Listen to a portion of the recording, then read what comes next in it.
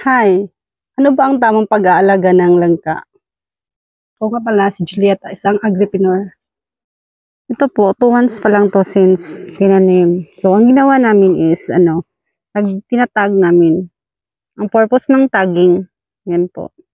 Ang purpose ng tagging is, madali namin ma-identify kung ano yung puno na may problema. Halimbawa, weekly, pinapapuntahan ko siya sa mga tao namin. Tapos tinatanong ko kanila kung anong may problema. So, halimbawa sasabihin nila na number 58 may problema. So, madali ko na lang puntahan kung anong problema sa langka.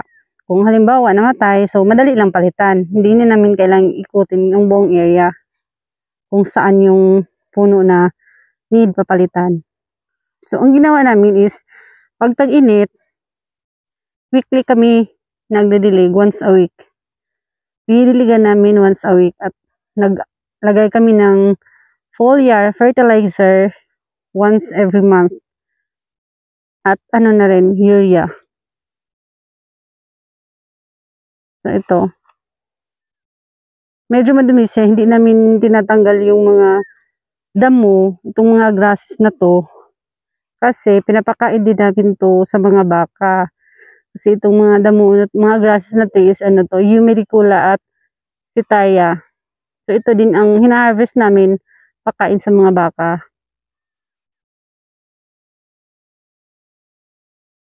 Itong langka na to, 2 months pa lang to since tinanim. So ang ginawa namin, pag tag-init, dinidiligan namin once every week. Or yung super init talaga, walang ulan, minsan, once every 3 days. Pag tag-ulan naman, so hindi namin dinidiligan. Ang pag-apply naman ng fertilizer is, nag-apply kami ng foliar fertilizer once every month. Sinabay na rin namin ng urea.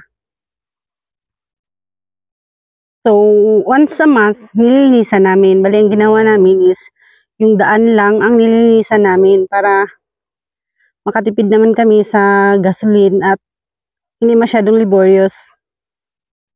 Tinatag din pala namin ito. Gaya nito, tinatag namin. Ang purpose niyan is, madali kong mapuntahan kung ano yung langka ang may problema. Bali, ang ginagawa namin is weekly, pinapaikot ko sa mga tauhan namin dito sa farm kung meron bang langka na may problema. Kasi minsan hindi maiwasan na may namamatay.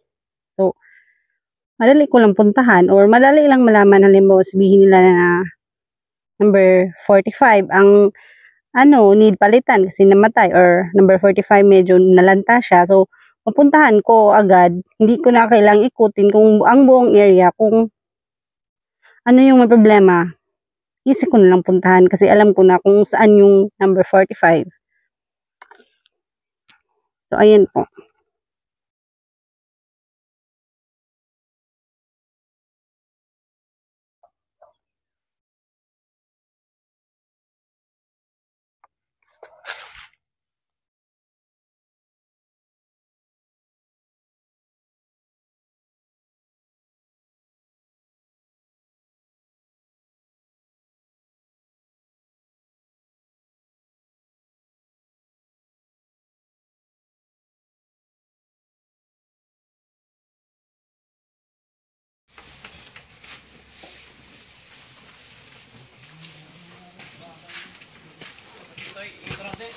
Pag kasi oo ni, pag kasi oo.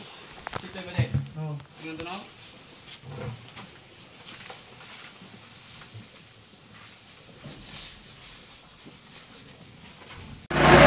Yan na po muna. Bye-bye!